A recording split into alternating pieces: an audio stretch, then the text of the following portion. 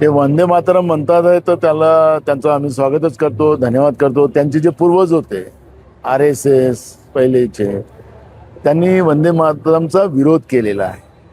त्यांनी या देशाच्या तिरंग्याचा अपमान केलेला आहे. 53 वर्ष या देशात त्यांनी फडकवला नाही. ते आता तोच तिरंगा हातात घेऊन फिरतात. त्याचं आम्ही स्वागत करतो. आम्हाला विरोध करायचं कारण नाही. पण यांनी आम्हाला वंदे मातरम गाऊन हे आम्हाला सांगतात की ते स्वतः देशभक्त आहेत. तर त्याच्यामुळे मला असं वाटतं की हा देशभक्तीचा आव त्यांनी दाखवला नाही पाहिजे.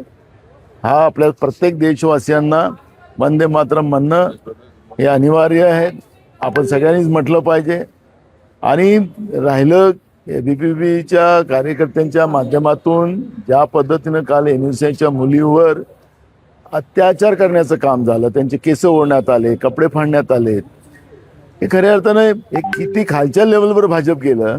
आणि उलटं आमच्याच NUCच्या मुलामुलींवर गुन्हे दाखल करण्याचं पाप हे लोक करतात आहेत.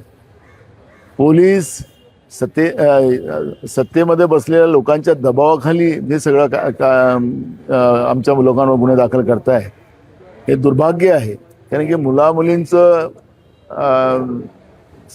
त्यांचं आयुष्य बर्बाद करणं हाच भाजपचा मूळ मंत्र असेल तर मला वाटतं की या पद्धतीचे जबरदस्ती गुन्हे दाखल करून ते काय दाखवायचा प्रयत्न करतात मला माहिती नाही.